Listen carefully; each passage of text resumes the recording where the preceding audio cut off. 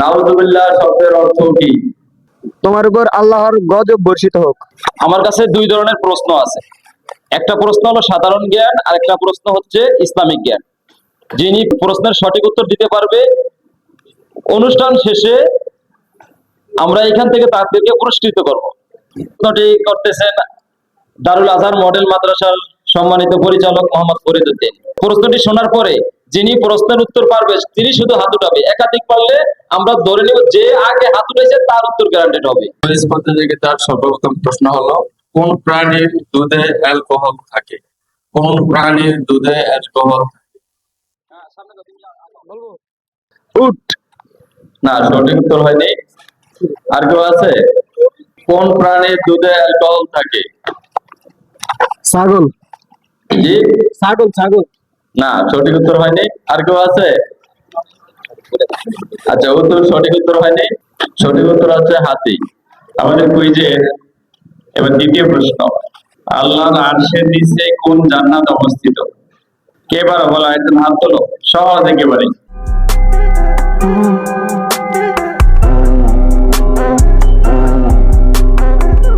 মুশফিকা, জান্নাতুল ফিরদাউস।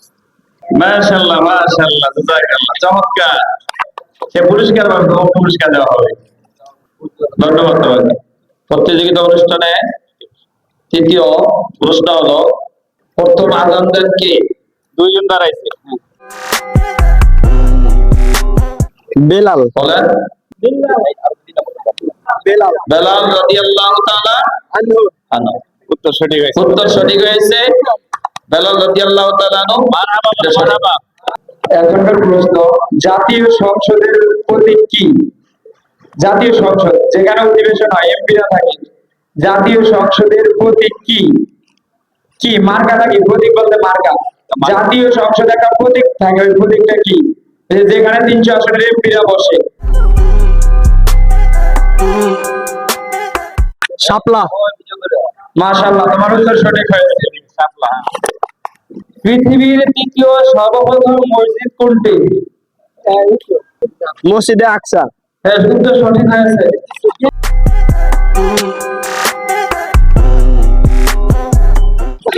এবারে প্রশ্ন, গাইবান্ধা জেলার পূর্ব নাম কি? গাইবান্ধা জেলার পূর্ব নাম কি? ভবানীগঞ্জ। হ্যাঁ, এবারে প্রশ্ন, তাওরাত কোন নবীর উপর নাজিল হয়? তাওরাত কিতাব কোন নবীর উপরে নাজিল হয়? হ্যাঁ, উত্তর সঠিক হয়েছে। সঠিক উত্তর মুসা আলাইহিস সালাম। হ্যাঁ, এবারে প্রশ্ন, নাউযুবিল্লাহ শব্দের অর্থ কি? নাউযুবিল্লাহ শব্দের অর্থ কি? তোমার উপর আল্লাহর গজব বর্ষিত হোক। না, উত্তর সঠিক হয়নি। অর্থ হচ্ছে মহান আল্লাহর নিকটে আশ্রয় হচ্ছে। পৃথিবীর সর্বপ্রথম মসজিদ কোনটি? কে বলতে পারবে? পৃথিবীর সর্বপ্রথম মসজিদ কোনটি? কাবাগর, কাবা শরীফ। হ্যাঁ, কাবা শরীফ। মাশাআল্লাহ, উত্তর সঠিক হয়েছে। ধন্যবাদ তোমাকে। কাবা শরীফ। কাবা শরীফ প্রথম করে মসজিদে হারাম যেটাকে বলা হয়। পবিত্র ভূমি বলা হয় কোন জায়গাকে? পরবর্তী প্রশ্ন হচ্ছে, পবিত্র ভূমি বলা হয় কোন জায়গাকে? বলো। ওই ওখানে একজন দাঁড়িয়েছে। আরবা মিরাকে। উত্তর হয় নাই। আর কি আছে? আর কেউ আছে? আর কি দাঁড়াইছে? মক্কা ভূমি। হয় নাই। উত্তর সঠিক হয় নাই। উত্তর সঠিক উত্তর হচ্ছে জেরুজালেম। হ্যাঁ, এবারে প্রশ্ন, কোন সূরাকে কোরআনের আরশ বলা হয়? কোন সূরাকে কোরআনের আরশ বলা হয়? সূরা ফাতিহা। সূরা ফাতিহা। না, উত্তর সঠিক হয়নি। সঠিক উত্তর হচ্ছে সূরা বাকারা। সূরা বাকারা।